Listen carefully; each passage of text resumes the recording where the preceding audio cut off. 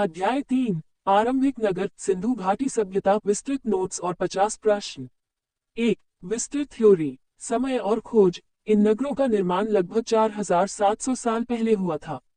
1921 में हड़प्पा की खोज हुई।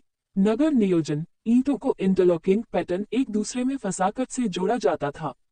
2 भाग नगर दुर्ग ऊंचा और छोटा पश्चिमी भाग और निचला शहर बड़ा पूर्वी भाग।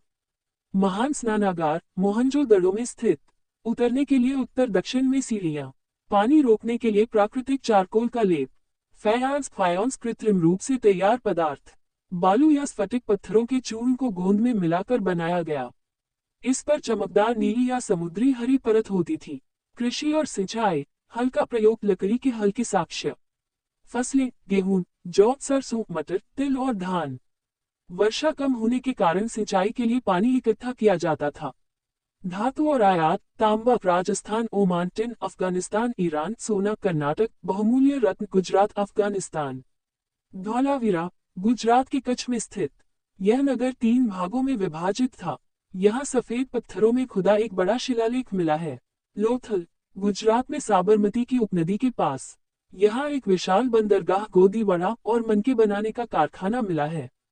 सीटीईटी परीक्षा के लिए 50 बार पूछे जाने वाले प्रश्न PYQS आधारित। 1 सिंधु सभ्यता के नगरों का निर्माण कब हुआ था? उत्तर 4700 वर्ष पूर्व। 2 महान स्नानागार किस नगर में मिला है?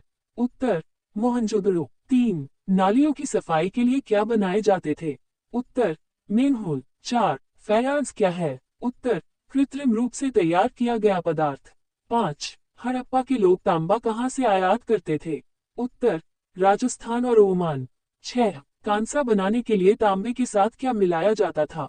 उत्तर टिन। 7 हड़प्पा सभ्यता में बाट किस पत्थर के बने थे?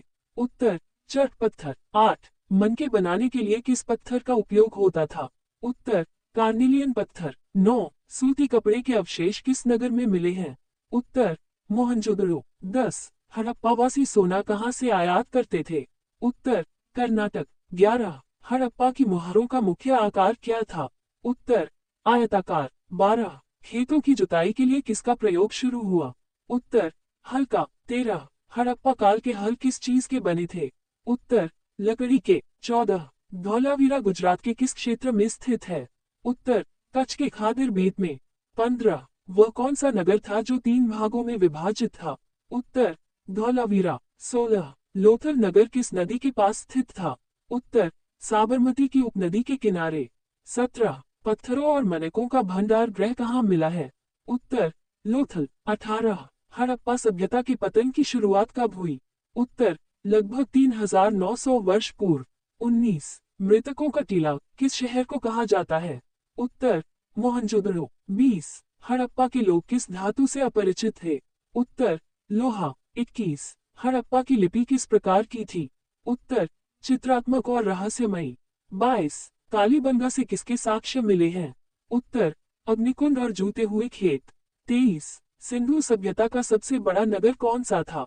उत्तर मोहनजोदड़ो। 24 मुहरबंदी सीलिंग का मुख्य उद्देश्य क्या था?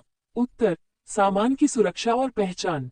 25 फायांस की परत का रंग कैसा होता था? उत्तर नीला या समुद्री हरा। 26 फायांस से क्या क्या बनाया जाता था? उत्तर मनके चूड़ियां बालियां और बर्तन। 27 हड़प्पा के लोग मुख्य रूप से किसकी पूजा करते थे? उत्तर पशुपति शिव और मातृ देवी। 28 धौलावीरा के प्रवेश द्वार पर क्या मिला है? उत्तर बड़े अक्षरों का शिलालेख। 29 अग्निकुंड के साक्ष्य किन नगरों में मिले हैं? उत्तर कालीबंगा और लोथल। 30 हड़प्पावासी व्यापार के लिए किन मार्गों का उपयोग करते थे? उत्तर जल और थल मार्ग। 31 मनके बनाने का प्रसिद्ध केंद्र कौन सा था? उत्तर लोथल और चन्हुदड़ो। 32 मुहरों पर सबसे अधिक किस पशु का अंकन मिलता है? उत्तर एक श्रृंगी बैल। 33 हड़प्पा सभ्यता को किस युग की सभ्यता माना जाता है?